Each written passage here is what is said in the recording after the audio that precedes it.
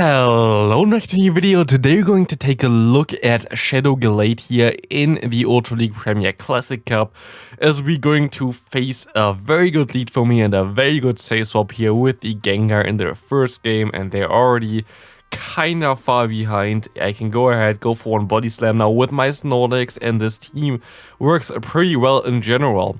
We can take a look at this team here right now. We can go for one superpower and we will be able to also KO this Machamp, as they have a Crobat, and I think they kinda can already forfeit at this point of time. So this team here, pretty simple team. We have a fighting type in the lead, we have a Snorlax as a save swap, and we have the Alolan Muk in the back.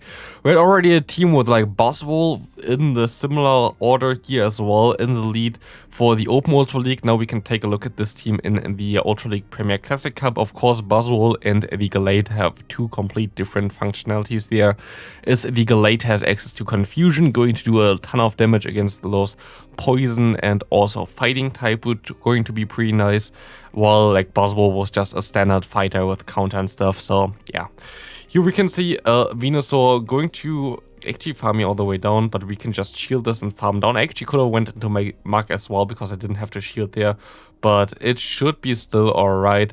This team went really well for me. Like, I really enjoyed using this team and I can highly recommend to you, but I really was lucky, to be honest, with this team as well.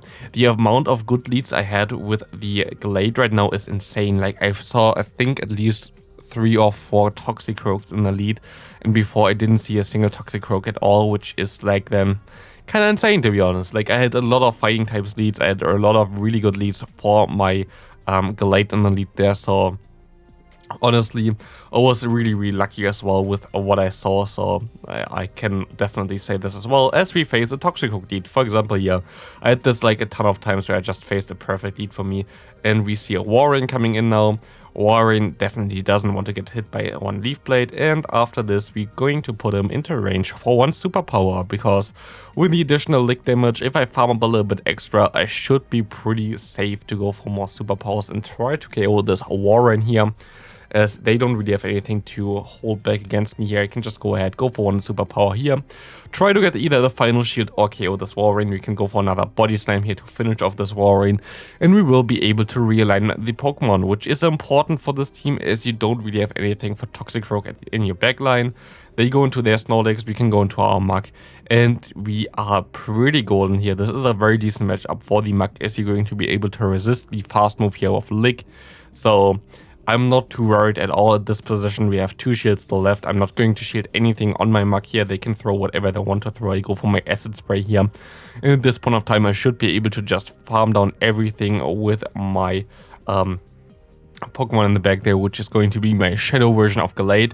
You can also use the normal Gallade, to be honest. I think normal Gallade might be even better.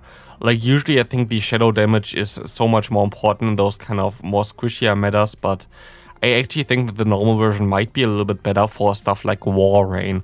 Warrain is kinda annoying still, even though you're going to be able to go for super effective damage with your charge moves. You're a little bit too squishy sometimes with the Shadow bonus in those scenarios. Here as well against Crobat, it's a little bit tricky. We go for 3 confusions and then swap out onto the Poison Fang here, which will be doing some pretty decent damage against the Snorlax. But of course, the main goal of the Snorlax is trying to get out the Pokemon that my Pokemon in the back doesn't want to face, which is my Alolan Muk. And we get out the Obstagoon here, which is really good for this team in general, as we can get the first shield already. We can go into our Gallade, and we will be able to go for some close combats here if they didn't boost, and now they are definitely interested in shielding this move, and they will be shielding this move, so that's kind of tricky for me. I have to shield up as well. It's going to be a Night Slash. They go into their Crobat here, and I'm in a pretty tough spot now. Like, there's not a lot that I can do here at this point of time. I can try to farm them down. They will get to another move here, and I cannot really do anything against the Obstagoon either, so I'm kinda screwed here, especially if they go into the Obstagoon, what they're going to do here. And now I can go for one Acid Spray, and I can go for another Acid Spray, and I can go for a combo play and go into my Gallade now and go for one Leaf Blade, but they have to have something super weak in the back for me to be able to win something here still, and they have an SCAF, so I'm just going to top left here and lose the game there, as we see the next opponent having a Dragonite in the lead.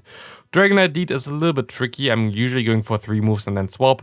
If they don't throw immediately, it's most likely a superpower now, so I'm going to shield up. It's fine. We see the Swampert coming in, which is something that you don't want to face with the Muk in the back, so I'm pretty happy with this. And I can just go ahead and go for the Body Slam spam now. I should be able to put this thing into a range where I can just farm it down later on with my Gallade. They have to go for at least 2 Hydro Cannons or an Earthquake here, so Snorlax is such a bulky boy that you will be able to put those scenarios into your favor a lot of times, to be honest. We see the Hydro Cannon coming through. I should have thrown earlier, to be honest. I would have been able to then had a way better time later on, but I can now farm it down with the Muk. They actually go ahead and go into their Walrein now. Can swap immediately and try to get some damage onto this thing with my Gallade, but it's going to be a tough one to come back from, to be honest. As they go for another charge move here, I'm going to have to let this move go through, to be honest. There's not a lot that I can do. Otherwise, I can go for my Dark Pulse. I hope that I can get some damage on them now. And still, this thing is a little bit too healthy. I have to hope that this is an Earthquake and I can shield the correct move, and I will be able to shield the correct move. And I will be able to bait the shield here as well, hopefully, with my Acid Spray. They're going to swap out into the Dragonite, but it's all not really looking too good here, as they can go for another charge move in time. Going to be the Dragon Claw. I can go for my Dark Pulse here. Will be able to KO them, but I think that the opponent's Walrein will be able to reach a move in time, and this is going to be a good game again. Very close one still, but yeah, you cannot win them all, I guess. Next opponent. This was actually my first battle here against Arrow, also a streamer. But this was actually my first match ever with this team. I just wanted to try the team out, and this was like, okay, I have no idea really how this team works, and now I can have to play this team here against someone who definitely knows how to play the game. He's a very good battler, so like follow him on Twitch if you'd want to. We see the next Icicle Spear coming through here. Walrein is not the ideal scenario for me. I'm going to go ahead and go for the superpower at the same time as they throw, which will allow me now to realign my Pokemon definitely at this point. They go ahead, let it go, and I can farm them down. We see a Blaziken coming in. I go for one superpower again, trying to debuff my own defense so they don't get as much farm here from my Snorlax, and still doing some pretty decent damage here. I can go ahead and go into my Gallade, but we see a Charizard coming in. I have to guess that this is now a bait because we have 2 shields, which is right, and I have to hope that they're going to let this move go through because they expect it to be an Acid Spray, and I'm right with this as well. And at this point of time, I should be able to just farm them all the way down, go for one shield here, and go for the Acid Spray against this Blaziken. As long as I can just keep my shield, I will be able to win the game at this point, because they are low enough that one Confusion will easily knock them out, so there's nothing that they can do anymore. And yeah, this is going to be a good game there. Next opponent, we see a Swampert in the lead. Swampert is a pretty okayish lead, especially the Shadow version. I think you win easily in the 2 shields, as the Confusion damage is just adding up against them, so you can go straight for the Leaf Blade. You don't really need to have good move timing. 4 versus 2 turn moves is kind of awkward because you're always going to lose 2 turn moves as like when you throw a charge move anyway, so there's nothing that you can really do there. Very nice catch by my opponent into the Venusaur. I'm just going to go ahead and catch again as well into my Alolan Muk. Going to be able to now farm them all the way down. I still have my move back, which I threw into the Venusaur thanks to farming down that much.